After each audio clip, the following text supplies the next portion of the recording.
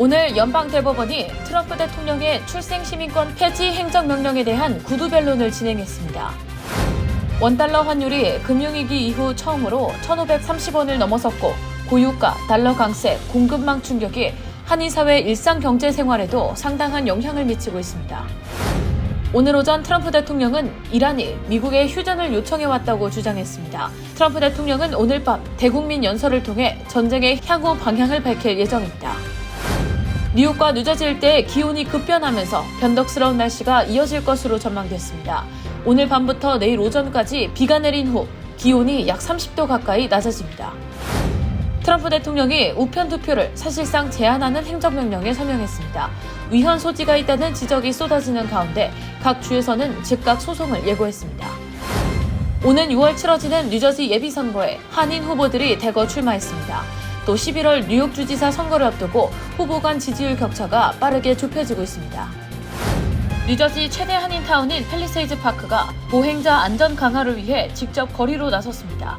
또 미 전국 최초로 한국어를 지원하는 새 주차 미터기를 도입했습니다.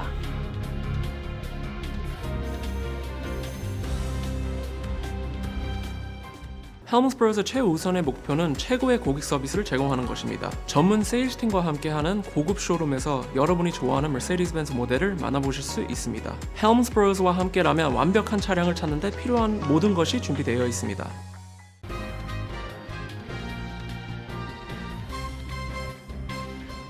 안녕하십니까? KBTV 뉴스9 이창원입니다. 오늘 연방대법원이 트럼프 대통령의 출생시민권 폐지 행정명령에 대한 구두 변론을 진행했습니다. 트럼프 대통령이 현직 대통령으로는 사상 처음으로 직접 법정을 찾은 가운데 보수 성향 대법관들조차 행정부 논리에 강한 의문을 제기했습니다. 오늘의 첫 번째 소식, 신영주 기자가 전해드립니다. 연방대법원이 오늘 트럼프 대통령의 출생시민권 제한 행정명령에 대한 구두 변론을 열었습니다. 트럼프 대통령은 현직 대통령 가운데 처음으로 대법원 변론을 직접 방청하며 이번 사안에 강한 의지를 나타냈습니다. 이번 행정명령은 지난해 1월 20일 취임 당일 서명됐습니다. 불법 체류자나 미등록 이민자를 부모로 둔 아이에게는 출생 시민권을 부여하지 않겠다는 내용으로 지난 150년 이상 유지되어온 헌법 해석을 정면으로 뒤집으려는 시도입니다. 쟁점은 수정헌법 14조입니다. 이 조항은 미국에서 태어나거나 귀화한 모든 사람은 미국 시민이라고 명시하고 있으며 부모의 체류 신분과 관계없이 미국 출생자에게 시민권을 보장해온 근거입니다. 오늘 변론에서는 보수 성향 대법관들도 행정부 측 주장에 강도 높은 질문을 쏟아냈습니다. 조지 W. 부시 대통령이 임명한 존 로버츠 대법원장은 행정부 측 디 존 쇼어 변호인에게 대사 자녀처럼 극히 예외적인 소수 사례에서 어떻게 수백만 불법 체류자 전체로 논리를 확장할 수 있느냐고 따져 물었습니다. 반대 측을 대리한 미국 시민자유연합 ACLU는 1898년 대법원 판례와 1952년 이민 국적법을 근거로 출생 시민권은 이미 명확히 확립된 법이라고 반박했습니다. 이미 여러 연방 하급 법원이 이 행정명령이 위헌이라고 판단했으며 두 개의 항소법원도 집행정지 명령을 유지하고 있습니다. 이민정책연구소에 따르면 행정명령이 발효될 경우 매년 약 25만 5천 명의 신생아가 시민권을 받지 못하게 되며 한인을 포함한 이민자 사회 전반에 직접적인 영향이 예상됩니다. 대법원 판결은 오는 6월 말 이전에 내려질 것으로 보입니다. KBTV 뉴스 신영주입니다. 중동 전쟁 장기화 우려 속에 국제 유가가 급등하면서 한국 금융시장이 크게 흔들리고 있습니다.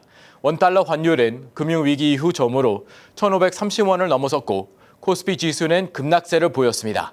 전쟁 여파는 글로벌 공급망과 제조업까지 확산되며 세계 경제 전반에 부담을 주고 있습니다. 김은지 기자의 보도입니다. 어제 서울 외환시장에서 원달러 환율이 전일 대비 14.4원 오른 1,530.1원에 마감했습니다. 주간 거래 기준으로 환율이 1,530원을 넘어선 것은 2009년 글로벌 금융위기 이후 약 17년 만입니다. 장중에는 1,536원까지 오르며 불안정한 흐름을 이어갔습니다. 이번 환율 급등은 중동 전쟁으로 인한 고유가 장기화와 한국 경제 성장 둔화 우려가 복합적으로 작용한 결과로 분석됩니다. 국제유가는 서부 텍사스산 원유가 배럴당 $100, 브렌트유는 $110를 넘어서며 상승세를 이어가고 있습니다. 이는 인플레이션 압력을 높이고 안전자산 선호 심리를 자극해 달러 강세를 부추겼습니다. 여기에 한국 경제의 성장률 전망이 하향 조정된 점도 원화 약세를 심화시키고 있습니다. 경제협력개발기구는 올해 한국 성장률 전망치를 1.7%로 낮췄으며 외국인 투자자들은 이날 유가 증권시장에서 약 3조 8천억 원 규모의 순매도를 기록했습니다. 이 같은 영향으로 증시도 큰 폭으로 하락했습니다. 어제 코스피는 전장 대비 4% 넘게 급락한 5,052선에서 마감하며 4거래일 연속 하락세를 이어갔습니다. 외국인의 9거래일 연속 순매도가 지수 하락을 이끌었습니다. 시장에서는 환율 상승 압력이 당분간 지속될 가능성이 크다는 전망입니다. 전문가들은 중동 정세 약화와 에너지 공급 차질이 현실화될 경우 환율이 1,560원에서 최대 1,600원 수준까지 오를 수 있다고 보고 있습니다. 다만 현재 상황이 과거 외환위기와 같은 금융위기로 이어질 가능성은 제한적이라는 평가도 나옵니다. 외환 보유액과 금융 시스템이 과거보다 안정적이라는 이유에서입니다. 한국은행 역시 환율 수준 자체보다는 시장의 과도한 쏠림 여부를 중심으로 대응하겠다는 신중한 입장을 유지하고 있습니다. 한인 사회에는 직접적인 부담이 현실로 다가오고 있습니다. 유학생 가족 등 한국에서 송금해야 하는 가정은 이번 원화 약세로 부담이 커졌습니다. 해외 출장이나 여행, 수입 결제 등 각종 비용이 평소보다 크게 증가하면서 개인과 기업 모두 체감 부담이 높습니다. 미주 한인의 경우 과거에는 환율이 오르면 상대적으로 더 많은 원화를 받을 수 있다는 장점이 있었지만 이번에는 글로벌 물가 상승과 항공권 가격 급등까지 겹쳐 실익이 제한적인 상황입니다. 이번 대이란 전쟁이 촉발한 원자재 가격 상승과 공급망 혼란으로 제조업 비용이 급등하면서 특히 알루미늄과 반도체 등 핵심 부품 가격 상승이 두드러지고 있습니다. 중동 에너지 의존도가 높은 글로벌 생산 구조 특성상 전력 비용 상승과 물류 차질까지 겹치며 기업 부담이 커지고 있는 상황입니다. 물류업계 역시 직격탄을 맞았습니다. 항공, 화물업계 조사에 따르면 기업의 70%가 공급망 차질을 겪고 있으며 운송, 보험 비용 상승으로 글로벌 교역 환경이 더욱 악화되고 있습니다. 고유가, 달러 강세, 공급망 충격은 전 세계 금융시장과 실물 경제에 압박으로 작용하며 한인사회 일상 경제 활동에도 상당한 영향을 미치고 있는 상황입니다. KBTV 뉴스 김은지입니다. 오늘 오전 트럼프 대통령이 이란이 미국에게 휴전을 요청해왔다고 주장했습니다. 이란은 즉각 사실이 아니라고 부인했고 양측의 교전은 오늘도 계속됐습니다. 트럼프 대통령은 오늘 밤 대국민 연설을 통해 전쟁의 향후 방향을 밝힐 예정입니다. 신영주 기자가 전해드립니다. 트럼프 대통령이 오늘 오전 소셜미디어 트루스 소셜을 통해 이란 대통령이 미국의 휴전을 요청해왔다고 주장했습니다. 트럼프 대통령은 호르무즈 해협이 다시 열릴 경우에만 휴전 요청을 검토하겠다고 밝혔으며 그전까지는 공격을 계속하겠다고 경고했습니다. 그러나 이란은 즉각 반박했습니다. 이란 외무부 대변인 에스마일 바가이는 거짓이며 근거가 없다고 일축했습니다. 트럼프 대통령이 언급한 인물은 마수드 페제시키안 이란 대통령으로 풀이됩니다. 페제시키안 대통령은 전날 침략 재발 방지 등 조건이 충족되면 분쟁을 끝낼 의지가 있다고 밝혔습니다. 다만 이란에서는 대통령이 아닌 최고 지도자가 최종 결정권을 갖고 있어 공식 휴전 요청인지는 불분명합니다. 이런 가운데 군사적 긴장은 오늘도 계속됐습니다. 이란 미사일이 텔아비브 인근에 떨어져 14명이 부상을 입었으며 카타르 해안 인근 유조선도 피격됐습니다. 전쟁이 5주차로 접어들면서 미국 내 여론 부담도 커지고 있습니다. 최근 여론조사에서 응답자의 66%가 목표 달성 여부와 관계없이 전쟁을 조속히 끝내야 한다고 답했습니다. 한편 트럼프 대통령은 이란 전쟁 지원을 거부한 유럽 동맹국들을 강도 높게 비판하며 나토 탈퇴를 강하게 검토 중이라고 밝혔습니다. 트럼프 대통령은 오늘 밤 9시 이란 전쟁 관련 대국민 연설에 나섭니다. 종전의 구체적인 방향이 제시될지 주목됩니다. KBTV 뉴스 신영주입니다. 뉴욕과 뉴저지 일대에 비와 뇌우를 동반한 불안정한 날씨가 예보된 가운데 이번 주 내내 기온이 급변하면서 변덕스러운 날씨가 이어질 것으로 예상됩니다.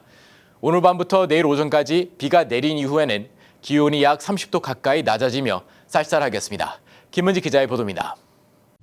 국립기상청에 따르면 뉴욕, 뉴저지 일대는 이번 주 중반부터 한랭 전선의 영향으로 날씨가 급격히 변할 것으로 보입니다.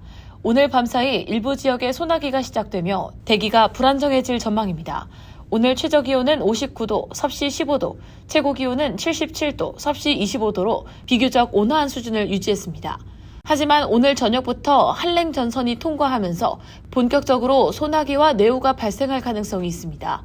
특히 오후부터 저녁 사이 비구름이 확대되며 일부 지역에서는 천둥을 동반한 강한 비가 내릴 수 있습니다. 뉴저지 중부와 남부 일부 지역에서는 돌풍을 동반한 국지적 강한 폭풍 가능성이 있어 외출 및 운전 시 주의가 필요합니다. 오늘 밤사이 비가 내린 뒤에는 기온이 급격히 떨어집니다.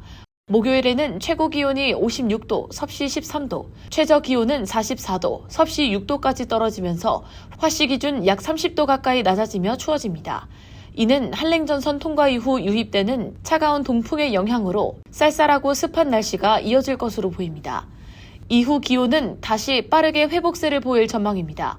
금요일에는 남풍의 영향으로 기온이 65도, 섭씨 18도까지 상승하고 날씨도 비교적 맑아 뉴욕 양키스 홈 개막전을 치르기에 좋을 것으로 예상됩니다. 주말에는 전반적으로 따뜻한 날씨가 이어집니다. 토요일에는 최고 기온이 74도, 섭씨 23도까지 오르고 맑은 날이 이어져 야외 활동하기에 좋겠습니다. 부활절인 일요일 오전에는 온화한 날씨가 이어지겠지만 오후 들어 다시 한랭전선이 접근하면서 구름이 많아지고 산발적인 소나기와 뇌우가 발생할 가능성이 있습니다. 이번 주말까지 기온이 급변하고 맑았다 개었다 하는 변덕스런 날씨가 이어지겠지만 다음 주는 전형적인 봄 날씨가 이어질 것으로 보입니다.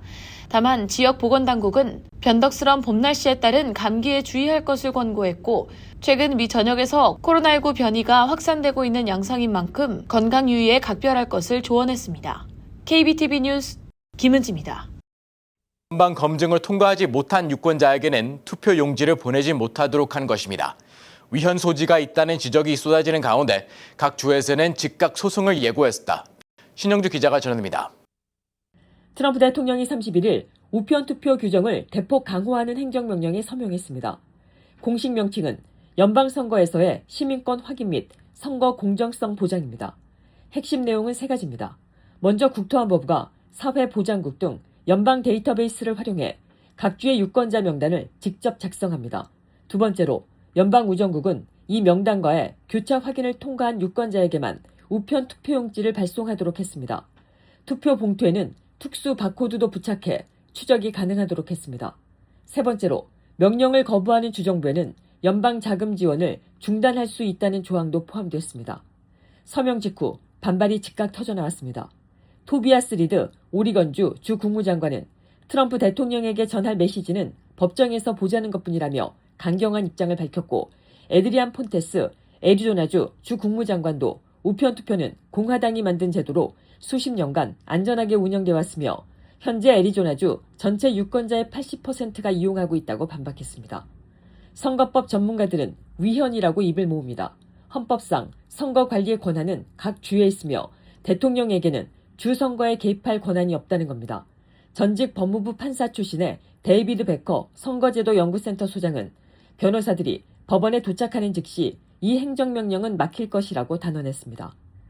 이번 행정명령은 트럼프 대통령이 의회에 압박해온 시민권 확인 요건 강화 법안 세이브 아메리칸 액트가 상원에서 표결 없이 계류되자 행정명령으로 우회를 시도한 것으로 풀이됩니다. 오는 11월 중간선거를 앞두고 나온 이번 조치를 둘러싼 법적 공방이 잇따를 전망입니다. KBTV 뉴스 신영주입니다. 오는 6월 치러지는 뉴저지 예비선거에 한인 후보들이 대거 출마하며 지역 정치 참여가 확대되고 있습니다. 한편 11월 뉴욕 주지사 선거를 앞두고는 후보 간 지지율 격차가 빠르게 좁혀지며 선거 판세에 관심이 집중되고 있습니다. 김은지 기자의 보도입니다. 오는 6월 2일 실시되는 뉴저지 예비선거에 총 12명의 한인 후보가 출사표를 던져 한인 정치력 신장에 대한 기대감이 높아지고 있습니다. 특히 한인 밀집 지역인 팰리세이즈 파크에서는 한인 후보 간 경쟁이 두드러집니다. 민주당 시장 예비선거에 연임에 도전하는 폴김 시장과 민석준 후보가 맞붙으며 한인 간 대결이 치러질 것으로 보입니다. 공화당 시장 예비선거에는 스테파니 장 전 시의원이 단독 출마해 별도의 경쟁 없이 11월 본선거에 진출합니다. 시의원 선거에서도 원유봉, 저스틴 강, 루시 양 후보 등 한인 후보들이 출사표를 던져 치열한 경쟁을 예고하고 있습니다. 리치필드에서도 한인 후보 간 경쟁이 이어집니다. 데니스 심 전 시의원이 민주당 시의원 예비선거에 출마해 3명의 후보 중 상위 2명에게 주어지는 본선 진출권을 두고 경쟁을 벌입니다. 공화당에서는 현역 사라 김 시의원이 단독 출마해 본선행을 확정지었습니다. 이 밖에도 노스베일 시장 선거에 케네스 조 후보가 출마해 본선에서 현역 시장과의 맞대결을 준비하고 있으며 포트리의 폴륜 시의원, 노우드의 김봉준 시의원, 클로스터의 크리스 조 시의원 등도 경쟁 없이 본선으로 직행합니다. 다수 한인 후보들이 주요 지방선거에 도전하면서 지역 정치에서 한인 사회 입지 확대 여부에 관심이 쏠리고 있습니다. 한편 뉴욕주에서는 11월 치러질 주지사 선거를 앞두고 지지율 격차가 줄어들고 있는 것으로 나타났습니다. 최근 여론조사에 따르면 캐시 호컬 주지사의 지지율은 47%, 공화당의 브루스 블레이크먼 나소 카운티장은 34%로 두 후보 간 격차는 13%포인트로 좁혀졌습니다. 이는 지난 2월 조사에서 한 달 만에 7%포인트 크게 줄어든 것으로 공화당 후보와 민주당 후보의 선거 경쟁이 한층 치열해지고 있음을 보여줍니다. 특히 무소속 유권자층에서 블레이크먼 후보의 상승세가 두드러졌습니다. 무소속 유권자 가운데 블레이크먼 지지율은 39%로 호컬 주지사 지지율을 앞섰으며 아직 지지 후보를 결정하지 않았다는 응답도 20% 이상으로 집계돼 향후 변수로 작용될 전망입니다. 인종별로는 백인 유권자층에서 호컬 주지사와 블레이크먼 후보 지지율이 동일한 반면 유색인종 유권자층에서는 호컬 주지사가 높은 지지를 유지하고 있는 것으로 나타났습니다. 블레이크먼 후보는 생활비 상승 문제 해결을 주요 공약으로 내세우며 지지율을 끌어올리고 있는 것으로 분석되며 호컬 주지사 측은 물가 안정과 치안 강화 정책을 강조하며 맞서고 있습니다. 다만 선거 자금 면에서는 호컬 주지사가 약 2천만 달러를 확보해 블레이크먼 후보를 크게 앞서고 있는 상황입니다. 전문가들은 이번 지지율 변화가 일시적인 흐름일지 아니면 본격적인 판세 변화로 이어질지는 향후 예산안 처리와 선거운동 과정에서 판가름 날 것으로 내다보고 있습니다. 이와 함께 뉴욕 유권자들은 대통령의 전쟁 개시에 대해 의회 승인이 필요하다는 의견과 함께 투표 시 신분증 확인 강화에도 비교적 높은 지지를 보이는 것으로 나타났습니다. KBTV 뉴스 김은지입니다. 뉴저지 팰리세이스 파크가 미 전국 최초로 한국어를 지원하는 새 주차 미터기를 도입했습니다. 또한 교통안전 강화를 위해 퇴근 시간대 브로드 애비뉴에 경찰을 직접 배치하고 노인 보행 안전 교육도 실시하는 등 주민 밀착형 행정이 눈길을 끌고 있습니다. 김은지 기자의 보도입니다. 뉴저지 팰리세이드 파크 경찰이 보행자 안전 강화에 본격 나섰습니다. 펠팍에서는 한인 보행자 교통사고가 적지 않게 발생하고 있습니다. 2024년 그랜드 애비뉴와 헨리 애비뉴 교차로에서 50대 한인 보행자가 차량에 치여 숨졌고 지난해에도 그랜드 애비뉴와 센트럴 블러바드 교차로에서 70대 한인 남성이 SUV에 치이는 사고가 발생했습니다. 지난달 23일에는 브로드 애비뉴와 이스트 루비 애비뉴 교차로에서 횡단보도를 건너던 25세 한인 여성이 SUV에 치여 중환자실에 입원하는 사고까지 발생했습니다. 사고가 잇따르자 폴긴 펠팍 시장은 경찰서장과 디렉터에게 경찰이 직접 거리로 나와 보행자 안전을 지키는 대책을 마련하도록 지시했습니다. 이에 펠팍 경찰은 퇴근 시간대 사고 다발 교차로와 횡단보도에 경찰관을 직접 배치하기 시작했습니다. What we're seeing right now, it's still early. What we're seeing right now is that the residents and the pedestrians are happy to see the officer out here. I believe it does make people feel safe. It makes them feel safe that there's an extra set of eyes out here. We like to have an extra set of eyes out here with our special police officers. They're all sworn officers. They're all trained in pedestrian safety and crossings and how to make the community safe. So the initial feedback that we have been seeing has been very positive. 오는 15일에는 노인을 위한 보행 안전교육도 열립니다. 오는 15일 오전 10시 시니어 센터에서 펠팍 경찰서 주관으로 열립니다. 지금 저희가 횡단보도에서 건너시는 보행자들이 이제 사고나 이런 문제들이 많아서 특히 저희가 한인 어르신들 그 외에 이제 다른 어르신들분들을 위해서 4월 15일 날 캡틴 로턴도와 저와 이제 어떻게 하면 더 안전하게 건널 수 있고 등등 다른 안전 교육을 할 예정입니다. 오셔서 교육받고 더 안전한 팁 같은 거 받으시면 좋을 것 같습니다. 한편 펠팍타운은 이번에 미 전국 최초로 주차 미터기에 한국어 안내 기능을 도입했습니다. 지난 1월부터 브로드 애비뉴 일대에 설치된 새 T2 주차 키오스크로 동전과 신용카드, 스마트폰 탭, QR코드, 문자 결제 등 6가지 방식을 지원합니다. ton of complaints about how our old meter systems were broken. Then they wouldn't accept money. They were coins jams, the whole nine. So back in about a year ago, actually, we were asked to come up with a new system. In this system itself, it accepts. We have 6 different ways. And about to have 7. So they're pushing out an update. So within the next week or so, all the machines will have the Korean language on it. 아울러 펠팍은 오후 6시 이후 주차를 무료로 하는 3개월 시범 운영도 진행 중입니다. 네, 저희가 원래 주차 미터기가 이제 저녁 9시까지였는데요. 이번에 3개월 동안 저녁 6시까지로 줄여서 이제 상권분들이랑 이제 주민들이 어떻게 생각하시는지 보고 그거 추후에 3개월 이후에 더 할지 안 할지 아마 결정할 것 같습니다. 보행 안전부터 주차 편의까지 한인 주민들의 일상에 밀착한 펠팍의 행정 행보가 주목을 받고 있습니다. KBTV 뉴스 김은지입니다. 미국 출신의 레오 14세 교황이 트럼프 행정부를 향해 거침없는 비판의 목소리를 내고 있습니다.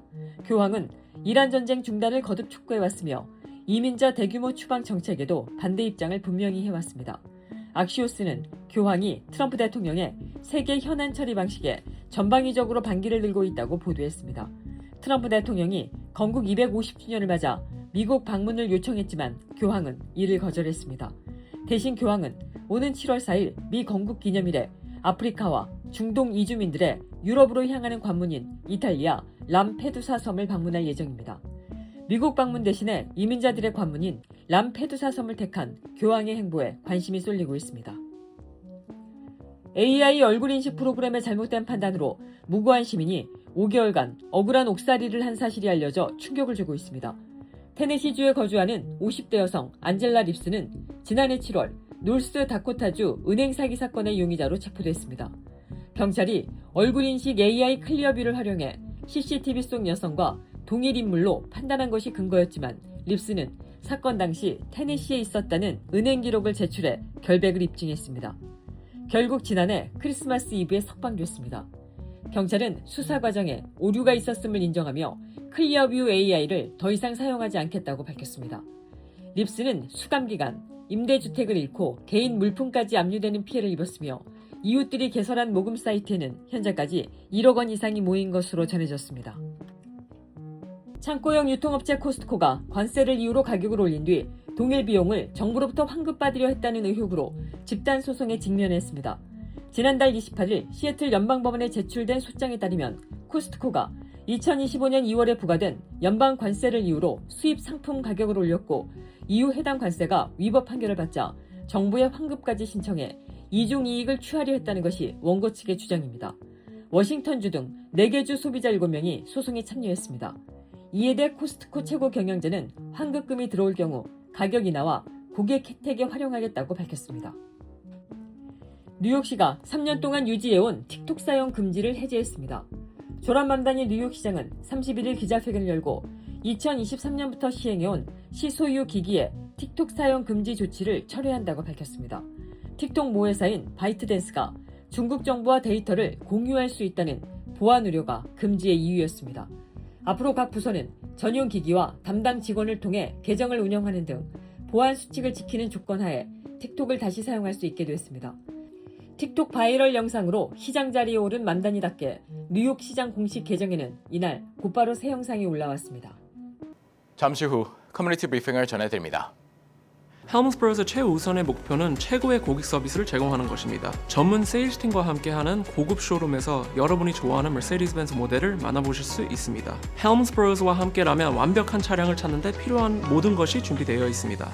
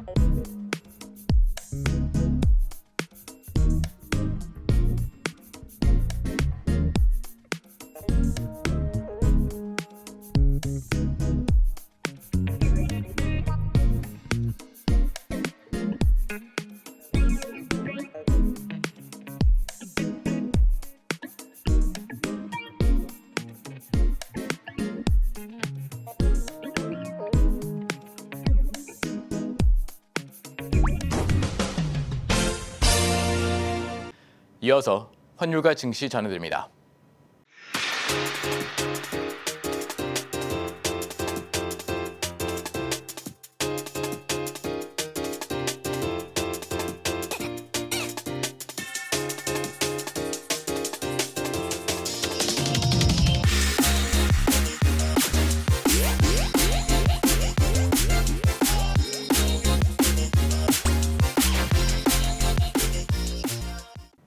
계속해서 뉴욕과 뉴저지 날씨 전해드립니다.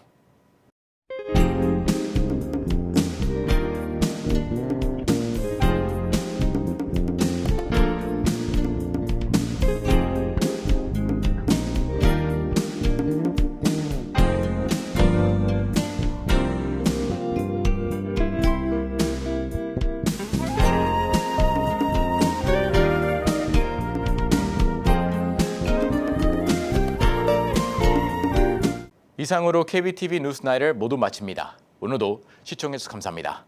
편안한 밤 보내시 바랍니다.